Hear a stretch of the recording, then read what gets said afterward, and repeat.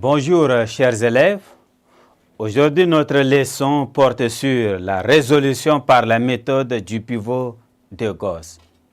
À la fin de cette séquence, vous devez être capable de résoudre les systèmes d'équations linéaires par la méthode du pivot de Gauss. Cette méthode est analogue à celle par les matrices car il est question d'avoir à la fin une matrice triangulaire. A, la matrice A, multipliée par grand X qui donne B. Description de la méthode.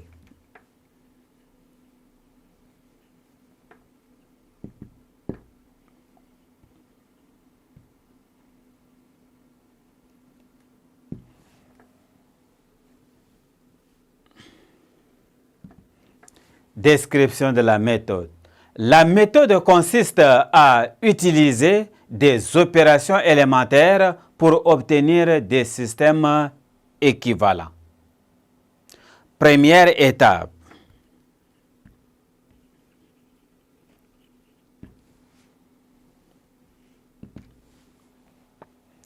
Premier point.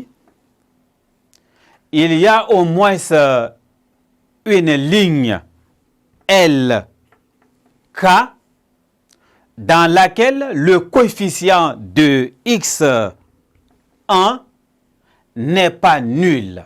Alors, on la place en première ligne. Par exemple, nous pouvons placer L1.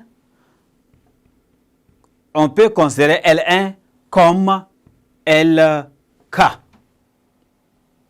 Deuxième point, à l'aide des opérations élémentaires, LI correspond à alpha LI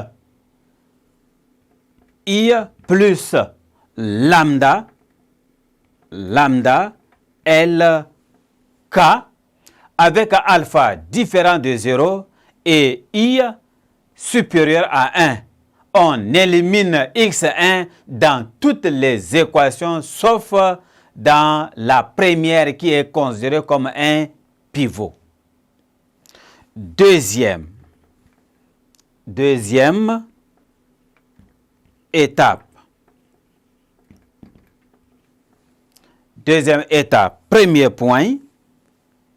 Parmi les équations où ne figure plus x1, il y a au moins une ligne LK dans laquelle le coefficient de x2 n'est pas nul. Alors, on fait L2 correspond ici à LK. Deuxième proposition, à l'aide des opérations élémentaires, LI correspond à alpha LI plus lambda LK avec alpha différent de 0 et I strictement supérieur à 2. On élimine x2 dans toutes les équations sauf dans les deux premières équations. Troisième étape.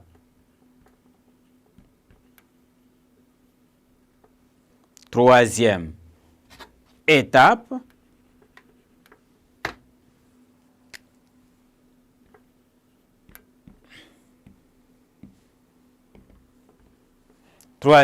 étape. Cet algorithme est arrêté lorsque l'on peut résoudre facilement une équation à une inconnue. Mes chers élèves, nous allons à présent s'arrêter là pour le moment, mais ne quittez pas, je vais vous donner un exemple dans la séquence suivante. Au revoir.